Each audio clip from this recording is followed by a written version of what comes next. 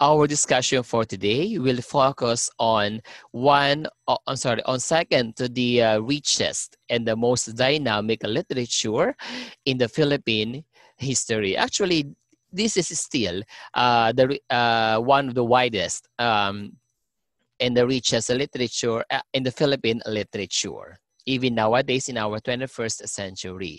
So it is the Ilocano literature.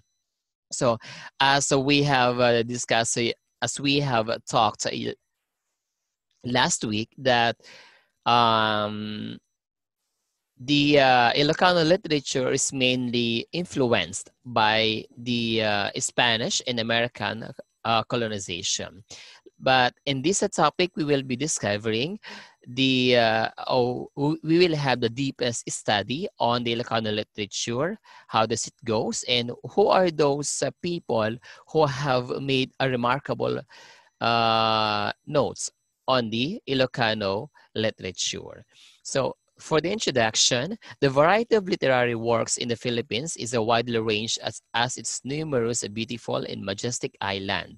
Up north, where mountains melt together to form valleys and serve as a wall to protect vast green fields, the Ilocanos are among the thousands of people that have created a rich and colorful literary culture that managed to survive the ages. So meaning these Ilocanos or these people coming from the northern part of the Philippines, they have the richest traditions, richest custom, and even richest contributions in the Philippine literature. The Ilocanos have a remarkable collection of stories since the pre-colonial times, that is during the time of our ancestors before the colonization of the Spaniards. Unfortunately, most of the earlier Ilocano writings were not documented. So hindi lahat siya naisulat kasi nga hindi pa lahat ng mga Pilipino noong mga panahon bago tayo sakupin ng mga Espanyol ay marunong magsulat at magbasa. Even though we have Alibata and Baybayin that time, but not all of them actually can do the writings and can do the readings. Kaya yung mga kwentong naipamahagi ng ating mga ninuno ay hindi yun lahat na ipasa mula sa kanila patungo sa ating makabagong henerasyon.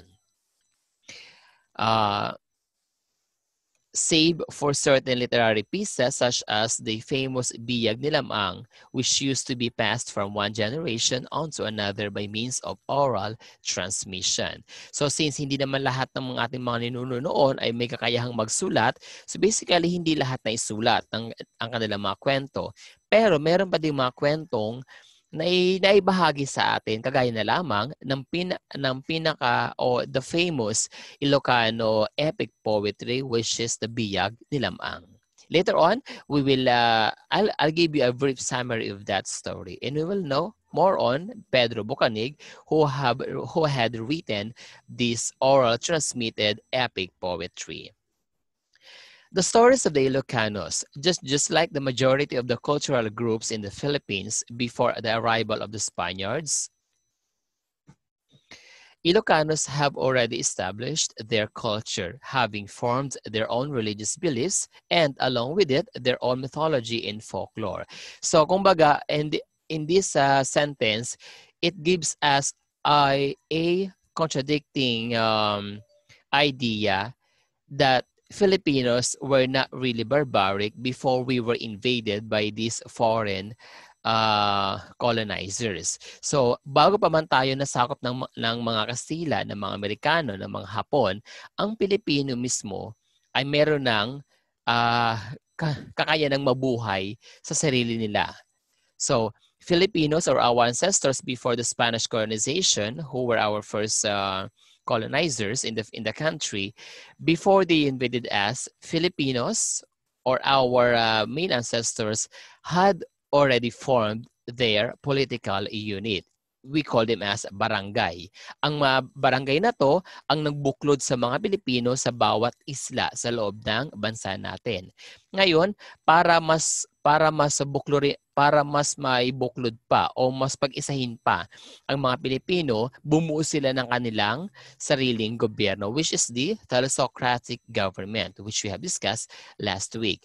And then, para yung tao ay magkaroon ng gabay sa pamumuhay, binuo nila ang kanilang sariling relihiyon.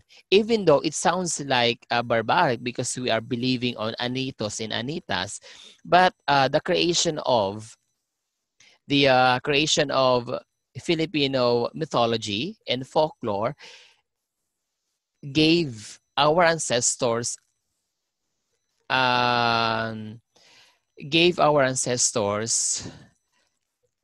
a center of our beliefs. Kumbaga, mula pa noon, just like at this moment, yung relihiyon na to ang naging sentro ng ating paniniwala at naging gabay ng ating mga kilos at pananalita. So, noon pa man, religion na ang naging center ng mga Pilipino para tayo ay maging isang mabuting nilalang dito sa mundo. So the Ilocanos have their own pantheon of gods and goddesses. So yung sila Dumacolem, the one that we have discussed last week.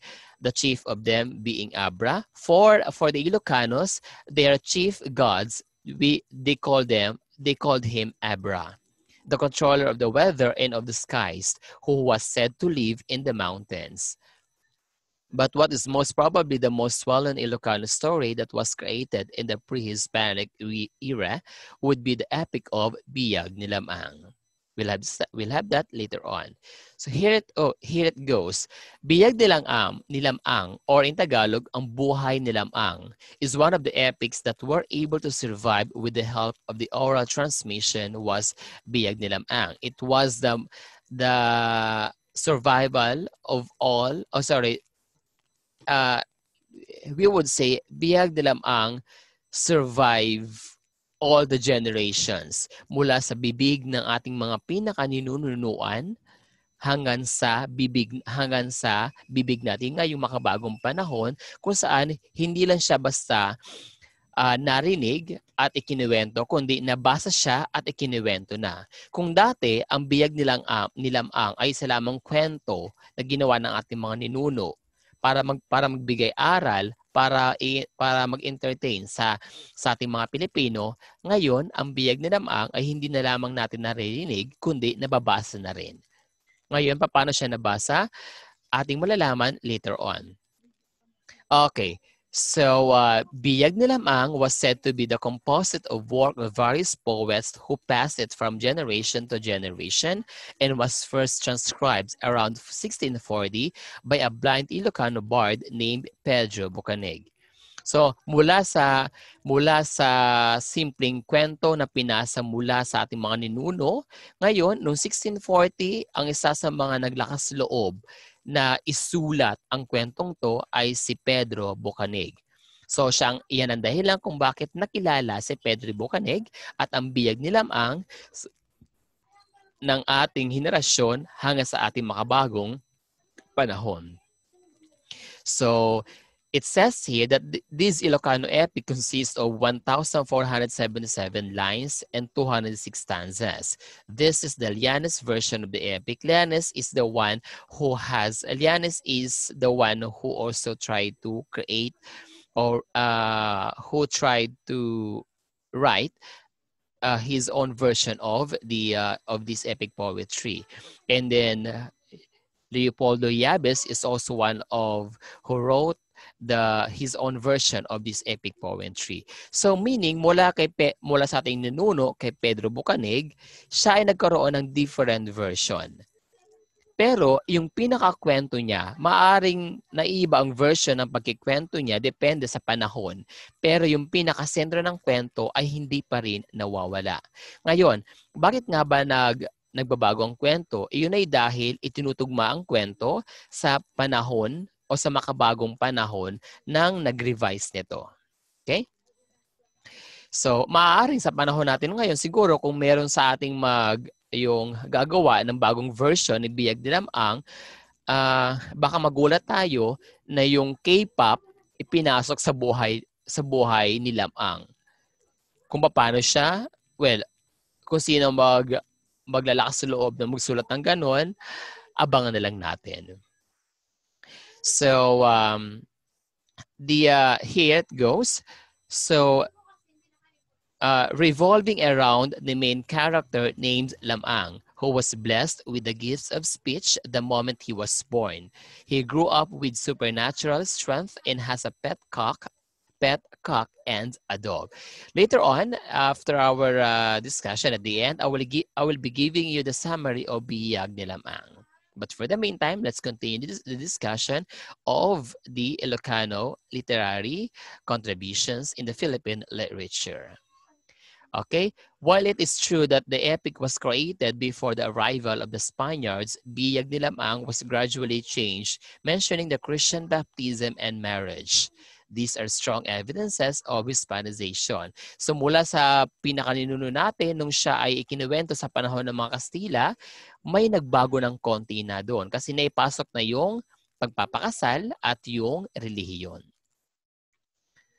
So, it only means na ang laki talaga ng epekto ng mga Kastila o ng mga colonizers natin sa pagsasalin-salin natin ng ating sariling gawang panitikan.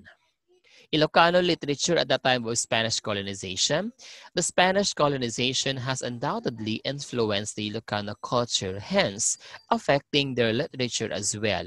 So, ang laki ng epekto ng Spanish colonizer sa ating bansa. Wherein actually, in fact, the major contributions, the major influence that the Spanish had given us for 300 years is actually the religion. So ang relihiyong Kristyanismo na binigay sa atin ng mga Kastila ang nagbigay ng pinakamalaking epekto sa pagbabago sa ating sarili, sa ating pananalita, sa ating kilos at maging sa ating mga inililimbag na panitikan. Christianity has played a great role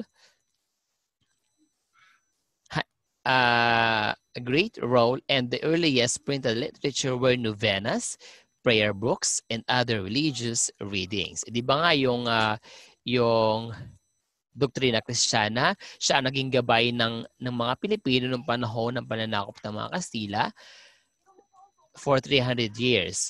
Where actually up until now for the Catholics it is still part of a guide for us Catholics. And then let's take a look with the famous writings during the Hispanization.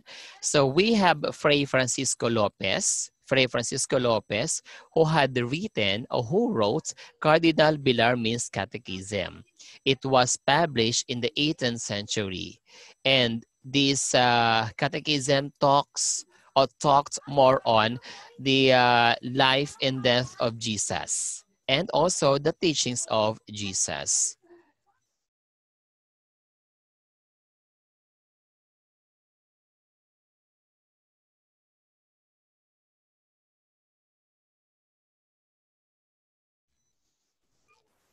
And to continue, so from the 18th century, nung pumasok tayo sa 19th century, it says here that the 19th century was a time of poetry and further nurturing of the Ilocano literature. So meaning, when the Ilocano entered the 19th century, nung ika-19 na siglo, yung mga 1900s, 1901 hanggang 1989, nung pinasok yun, o nung pumasok doon ng mga Ilocano, mas lumawak pa ang ating kakayanan sa pagsusulat. O kumbaga, Ilocanos' ability to write poetry flourished or flowered. Mas lumawak yung kanilang kakayanan sa pagsulat ng tula at mas dumami ang mga Ilocanong nakapagsulat ng tula sa iba't ibang uri ng aspeto o ng paraan ng kanilang pagsusulat. So mas dumami ang version ng mga orally transmitted literatures at mas dumami ang mga bagong tulang na ilimbag sa Pilipinas ng mga Ilocano. At nang pumasok ang mga Amerikano, ang mga Ilocano sa 20th century, hindi lang dumami ang mga manunulat sa ating panitikan, kundi mas dumami din ang iba't ibang uri ng konsepto ng ating pagsusulat. Okay?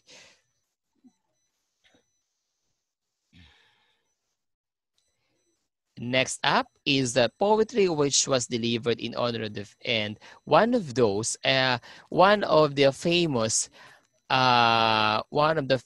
literary works or the compilation of literary works of the Ilocanos during that time was the Banawag. Kumbaga, para siyang yung liwayway ng mga Cebuanon kung saan doon nakasulat lahat ng mga na ilimbag ng mga Cebuano. Dito naman sa mga Ilocano, yung Banawag naman which was published in 1934, dito naman nakalagay o nakasulat lahat ng mga panitikan o lahat ng mga tula, mga kwento na naisulat ng mga Ilocano. They called it as Banawag. And Banawag also was considered as the Bible of Northern Philippines o ang Biblia ng mga Ilocano. At isa sa mga kilala o sa mga binabasa sa loob ng Banawag magazine is the Coronation, which is a poetry that is delivered in honor of the Fiesta Queen o in honor of the Virgin Mary. Also became popular during this century. Ngayon, sino-sino nga ba ang mga tao sa likod ng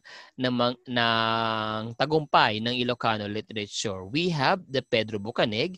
No, Pedro Bucaneg was named as the father of Ilocano literature kasi siya ang nagbigay buhay sa mismong pinakaunang epic poetry na ating namana sa ating mga ninuno. Paano nabigyan buhay ni Pedro Bucaneg? Isinulat niya yung kwento mismo sa papel para hindi lang siya basta naririnig kundi mababasa rin ng mga susunod na henerasyon. Well, actually, what is best with Bucaneg is that he is actually a blind person. He was born congenitally blind. He was thrown into a river by his parents, was luckily saved by a laundry woman who brought him to the local Augustinian monk. So mga pare ang nagpalaki kay Pedro Bucaneg. Mula nang siya itapon ng kanyang magulang sa ilog. So yung mga paring to ang nagbigay sa kanya ng pangalang Pedro Bucaneg at also ang mga paring to ang nagbigay ng edukasyon kay Pedro Bucaneg.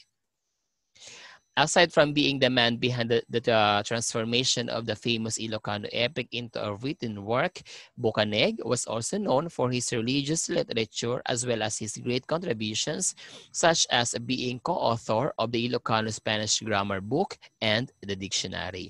So ang daming mga naisulat ni Pedro Bucaneg nung siya nagsimula na magsulat, maliban pa sa pag-transform niya mula sa from oral stories into written stories of the Biyag ni Lamang. Ang dami niya ding naisulat at na contribution sa ating Philippine literature. We also have second to him is Leona Florentino, who was considered as the mother of the Philippine women's literature. Bakit? Kasi siya ang pinakaunang babaeng nagsulat o nagbigay ng may pinakamalaking contribution sa ating Philippine literature. She is also an Ilocana. And to sum up the life of Leona Florentino, at the age of 10, siya ay nakapagsulat na ng iba't ibang uri ng panitikan gamit ang Spanish and Tagalog languages. So, si Leona Florentino nagsimula siyang magsulat sa murang edad. Okay? Florentino's poems were dedicated to her fellow Ilocanos. Her works were even exhibited in the Exposition General de Filipinas in Madrid in 1887, millennia, and in International Exposition in Paris in 1889. At ang sumunod kay Florentino ay ang kanyang anak na si Isabelo de los Reyes. At ang Katulad ng kanyang nanay, si Isabela din ay nagsulat sa pinakabatang edad at sa pinakamurang edad. Kung si Florentino o ang nanay niya nagsulat sa age of 10, ang kanyang anak naman na si Isabela ay nagsimula magsulat at age of 16. At magkaparehas sila ng kanyang nanay, both Florentino and Isabelo. Ang kanilang mga sinusulat na kwento, tula, lahat ay patungkol sa pagmamahal sa bayan, sa pagmamahal sa lahing Ilocano at sa pagmamahal sa relihiyon. So doon umiikot ang panatikang na isulat ng mag-inang to na si Isabela de los Reyes at ni Leona Florentino. Okay, so bagamat halos lahat ng mga nasusulat ni Isabela de los Reyes ay naibabatikos, pero siya ay patuloy pa rin nagsulat hanggang sa napakadami ng mga Pilipino ang nakabasa ng kanyang mga sinulat at nakilala din itong si Isabela de los Reyes. Sunod na pinakasikat na Ilocano ay si Leon si Pichay. Si Pichay naman was called as the King of Bocanegan kasi isa siya sa mga followers ni Pedro Bocaneg at isa siya sa mga nagbigay buhay ng kanyang sariling version ng mga naisulat ni Pedro Bocaneg. Pichay grew up to the Western educational system and had studied Western literature, and he chose to create literary work in his own vernacular. Here, it says here that he was considered as the most creative Ilocano writer in his generation. He wrote novels, poems, short stories, and essays. His themes were often about the love of country, the love of the Ilocano language, and spirituality. So, si Leon Pichay, Isabela de los Reyes, Leona Florentino, at si Pedro Bocaneg, sila ang mga kilalang tao kapag ating sinasambit ang Ilocano literature. Sila ang mga taong nagbigay buhay, nagbigay ng kalayaan sa mga Ilocanong mag-ambag sa ating sariling panitikan or into our Philippine literature. Okay, so that is the total information that we should know regarding the Philippine or the Ilocano literature. So in terms of, as I promised with the Biyag ni Lamang, so actually, you can read the story of Biyag ni Lamang in internet. But to give you a brief summary of that, Biyag ni Lamang or ang buhay ni Lamang, ito ay umiikot sa, of course, sa buhay ni Lamang. Kung saan, si Don Juan, ang kanyang mga magulang is si Don Juan at si Nabuan. Tapos,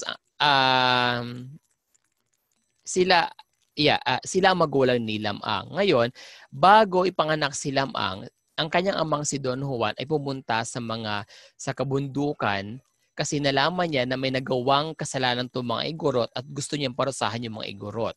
Tapos, nung nakaalis na yung kanyang tatay, that was also the time na nanganak naman itong si Nabuan kay Lamang. Tapos, doon sa mismong araw na siya ay ipinanganak, ay ito si Lamang ay nakapagsalita na siya. Tapos siya mismo ang pumili ng kanyang pangalan. Sabi sa nanay niya na kailangan ng pangalan niya ay Lamang at mismo si Lamang na rin ang pumili ng kanyang mga ninong at ninang. So ang ibig sabihin, on that very minute ay nakapagsalita si Lamang, nakapagbigay siya ng kanyang sariling pangalan at nakapagpili siya na kung sino ang gusto niya maging ninong at ninang. Okay? So, and then, the story goes. So, again, Ilocano literature is one of the richest, second the Tagalog, second as the richest and the most, or the richest and the finest literary in the country. Bakit nga ba? Kasi po, bagamat walang gano'ng contribute ang mga Bicolano sa ating Philippine literature. Pero ang mga Ilocano sa pamamagitan ng naiwang epic poetry, which is yung biyag ni Lamang or buhay ni Lamang in Tagalog. Because of that, mas nagkaroon ng confidence at mas lumawak yung kakayahan ng mga Ilocano sa pagsulat para sa ating Philippine literature. Kumbaga, sila ay nagsimula sa paggawa ng kwento, tapos yung kwentong yun ay naisalin sa atin. Hanggang sa makabagong panahon, ang kwentong ginawa ng ating mga ninuno ay hindi na lamang natin naririnig, kundi yung mga kwentong yun ay nababasa na rin natin.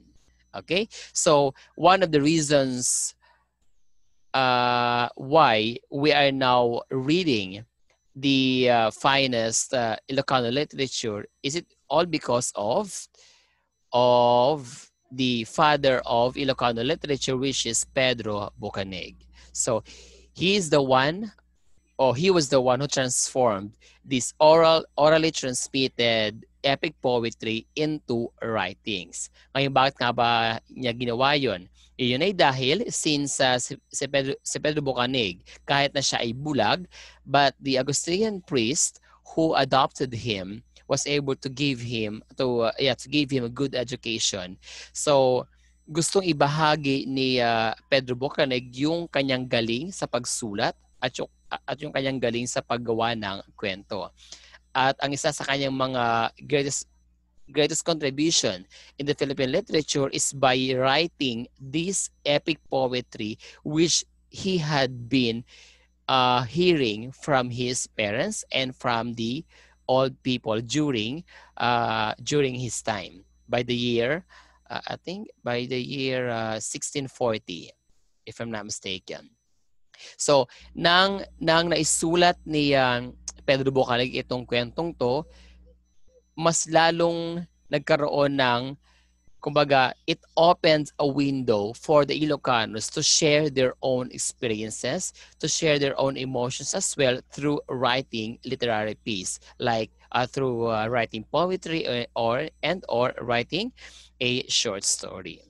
So, since yung ating bansa ay dumaan sa pagbabago sa bawat siglo, starting from pre-Hispanic era o yung mga panahon na hindi pa tayo sinasakop ng mga Kastila. So from that time, tayo ay pumasok sa panahon ng mga Kastila, mga Amerikano, mga Hapon, at ngayon sa ating 20th and 21st century. So sa pagbabago ng panahon, sa pagpasok ng bawat siglo, mas lalong dumaraming Ilocano ang nagiging mahilig sa pagsusulat at sa pagbibigay ng kanilang talento sa pagsusulat sa ating sa ating bansang Pilipinas. Kumbaga, there are a lot of Ilocano writers flowered as the years passed, and they have contributed all of their writings into Philippine literature. So, kung ang mga Cebuano meron silang liwayway, which is until now we are still reading it, kung saan ang liwayway na yon is a magazine wherein it contains all the literary writings of the Cebuanon. Sa mga sa mga Ilocano, they have what we call the Banawag, this one. Banawag, it was published by the year 1934. Banawag magazine contains all the literary writings from poetry to short stories written by Ilocano bloods or Ilocanos themselves. And this Banawag was also considered as the Bible of the Northern Philippines. So as the last time I heard, the Banawag is still living.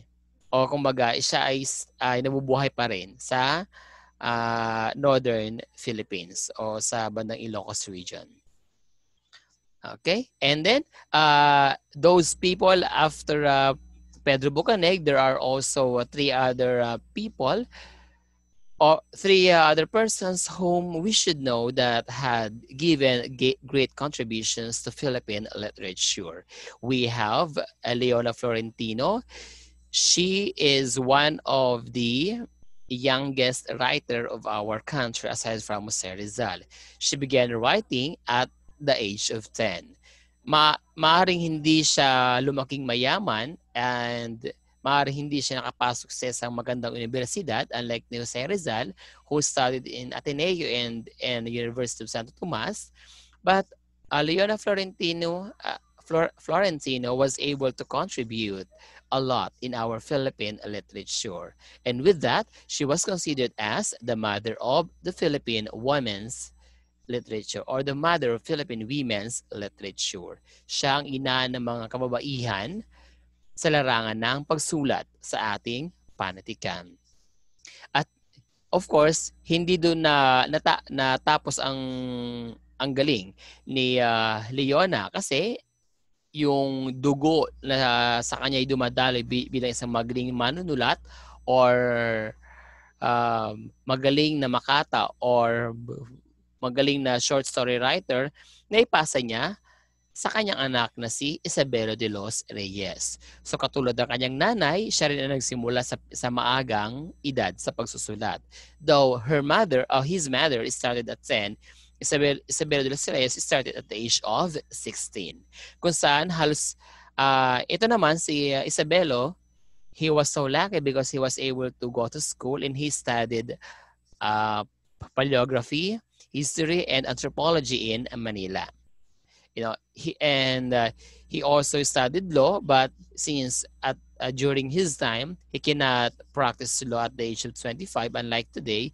So what he did, he became a journalist, and through becoming a journalist, the more niyang na-express ang kanyang sarili sa pagsusulat, the more siya na-expose sa larangan ng pagsusulat. Kumbaga, mas lumawak yung aspeto o yung perspective ni Isabelo de los Reyes sa pagsusulat. Hindi lamang sa paggawa ng mga kwento, ng mga tula, kundi sa iba't ibang uri pa ng pagsusulat gaya ng journalism. Okay? O yung pagsusulat ng mga mahalagang kwento or balita sa mga dyaryo. Okay? And si Isabelo, kagaya ng kanyang nanay, ang halos karamihan sa kanilang mga sinusulat ay patungkol sa pagmamahal sa inang bayan, sa relihiyon, and also sa gobyerno. Okay? Next one is we also have Leon Pichay. Leon Pichay was acknowledged as the king of Bocanegan, meaning he is one of the followers of Pedro Bocaneg and had explored himself into the beauty and the power of poetry debate. Once we said the Bocanegan debate, ito yung uri ng debate na hindi lang basta kayo nag-aaway, kundi ito yung uri ng debate kung saan ang inyong mga sagutan ay sa paraan ng isang patula. Okay, that is the Bocanegan poetry. All right, so and also Leon Pichay is one of the famous poetry writer in the use of their vernacular or the Ilocano language, and also he is famous in delivering poetry to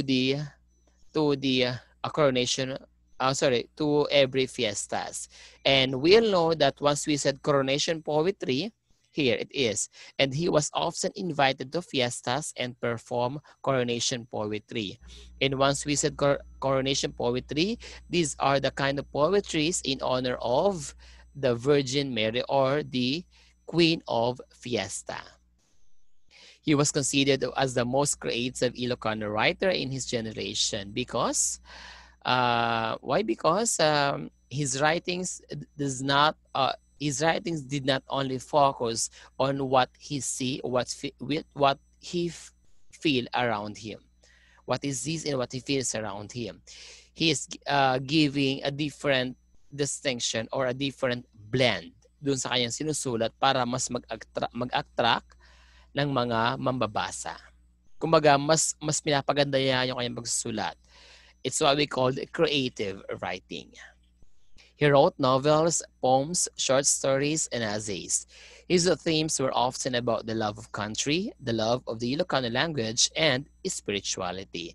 Dahil siya ay nabuhay sa panahon ng pananakop ng mga Kastila, so basically, halos sa lahat ng kanilang mga sinusulat, not only Pichay, De los Reyes, Florentino and Bocanig, most of their writings has the theme as well of our religion, or the Christian religion.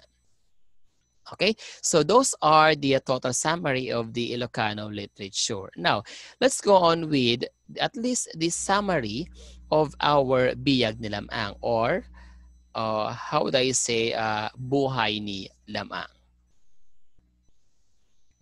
One moment, please.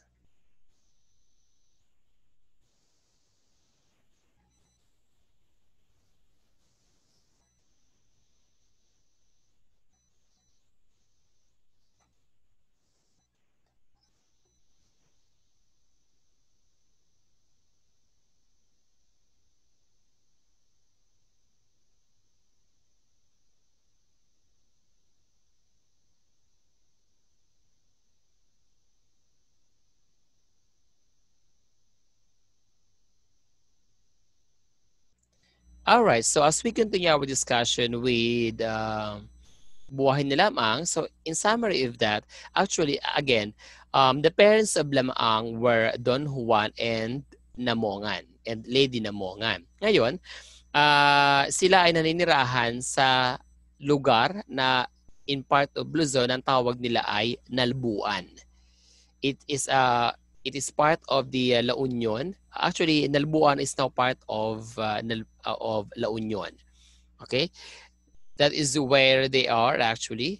They are living, and now they have the San Lamang. So actually, nung nagsimula ito nung pinagbubuntis pa lang ni Lamang, ni Namongan, yung kanyang anak na si Lamang. So habang siya nagbubuntis, yung kanyang tatay na si Don Juan, nalaman niya na merong na ginawang mali yung mga, or merong nagawang mali yung mga igorot na naninirahan sa mountainous area ng Ilocos. Tapos, so ang ginawa ni Don Juan is he went to these Igoros to punish them.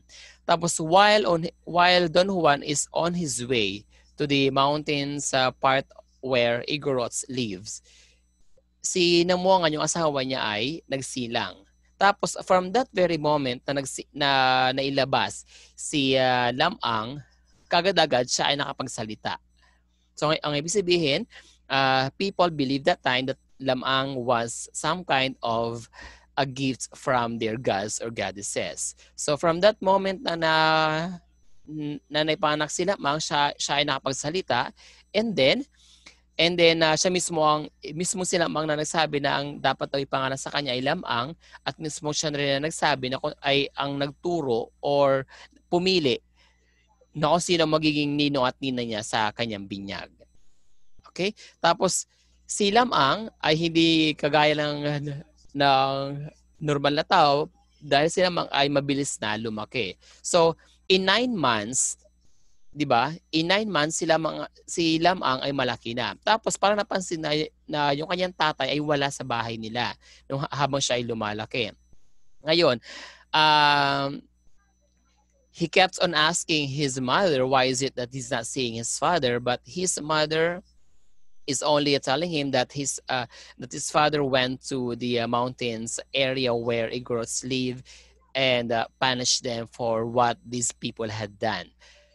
Okay, so ang ginawa ngayon ni Lamang, he just waited until one time sa pagtulog niya, he dreamt.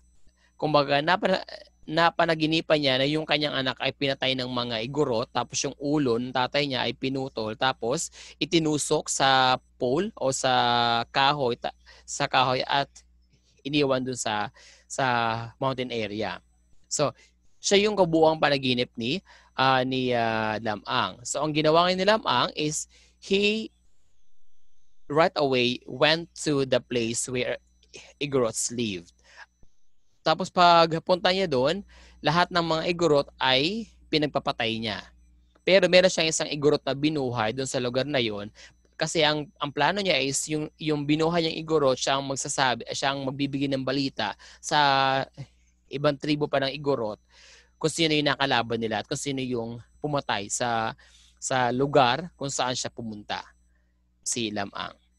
So, then after that, after ng kanyang pagpatay sa lahat ng tao dun sa lugar kung saan may mga nakatirang igorot na pumatay sa tatay niya, he went back home to Nalbuan. Tapos pag uwi niya, lahat ng mga kababaihan doon sa lugar nila ay tumulong kay Lamang sa pagligo. Okay? Tapos nung pagligo ni Lamang, tawag doon sa mismong ilog kung saan siya pinapaliguan ng mga kababaihan, lahat ng isda doon namatay. Bakit? Dahil sa dugo na nasa katawan ni Lamang at sa sobrang baho ng katawan ni Lamang. So lahat ng isda doon sa ilog na yun ay nagsimatayan. And then, isang araw, may nabalitaan si Lamang na mayroong isang napakagandang dilag sa kanilang lugar na nagngangalang Ines Canoyan. Ngayon, si Ines ay isa sa mga babaeng kinagigiliwan ng mga kalalakihan sa lugar nila. So, he also planned na ligawan si Ines. Actually, ang plano niya is hindi lang ligawan kundi mismong kunin na si Ines. So, ang ginawa niya is nagpunta siya sa bahay ni Ines, tapos while he is on his way doon sa bahay ni Ines, meron siyang napansin na while Lamang is on his way doon sa bahay ni Ines, nakasalubong niya si Sumarang. Sumarang is one of the suitors or manliligaw ng Ines Canoya na to, yung babae. Ngayon, yung dalawa ngayon nag-away. Of course, at the end, ang natalo ay si Sumarang. Tapos when Lamang arrived at the house of Ines, he found out na napakahaba ng pila at napakadaming manliligaw ni Ines Canoyan. Ngayon, ang ginawa ni Lamang para siyang mauna sa pila, so ang ginawa niya is, since that when he went there sa bahay ni Ines, o sa lugar kung saan nakatira si Ines, meron siyang dalawang hayop na kasama. Yung kanyang halagang hayop, yung rooster o yung manok na, yung rooster. And then, isang aso. So, ang ginawa niya, yung rooster is nagtilaok. Then, when the rooster made sounds made sounds, lahat ng bahay sa paligid ng bahay, lahat ng mga bahay sa paligid ng bahay ni Ines, lahat yun natumba. Tapos nang pamahol naman yung aso ni Lamang, lahat ng bahay na nagiba ay bumalik sa dati nilang anyo.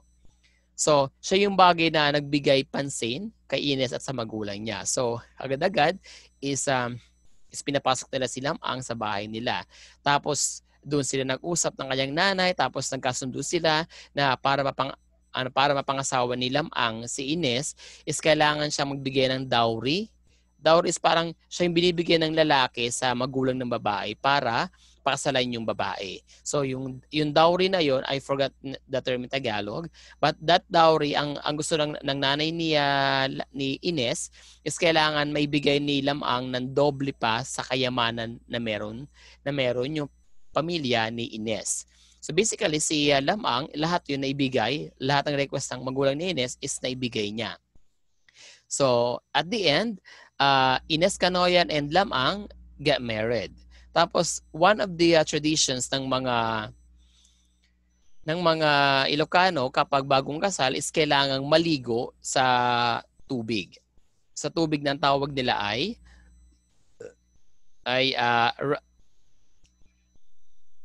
sa isang tubig kung saan mayroong isang rarang fish. Tapos ngayon ang ginawa ni Lamang, imbes na siya ay sumama maligo kasama ni Ines to sa tubig na yun, ang ginawa niya is he dives into the mouth of the rarang fish. Okay? O Lamang dove straight into the mouth of the monster Berkakan. Okay? Doon sa river na yun, mayroong isang monster doon which named as Berkakan. So ang ginawa ni Lamang, he goes straight doon sa mismong bunganga nung monster na yon. because he planned to kill that monster. But at the end, lahat ng buto ni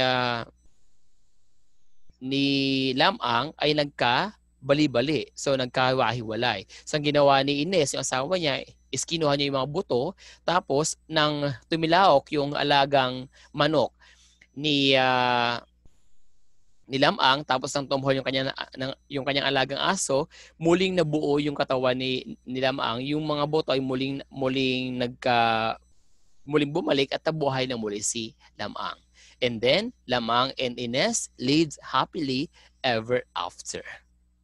So that is the story of Biyag ni Lamang. So basically, mula sa napakasimpleng kwento ng ating mga ninuno, mayroon pumasok na binyagan tsaka kasalan. Iyon ay dahil nang to ay isinalin sa mga kababayan natin kung saan nung tayo ay nasa panahon na ng pananakop ng mga Kastila, at dahil sa mga Kastilang yun, ay meron tayong customs ng pagpapakasal at pagbibinyag. So, the version of the biyag ni Lamang during the time of Spaniards has had include the Christian customs of getting marriage and baptism.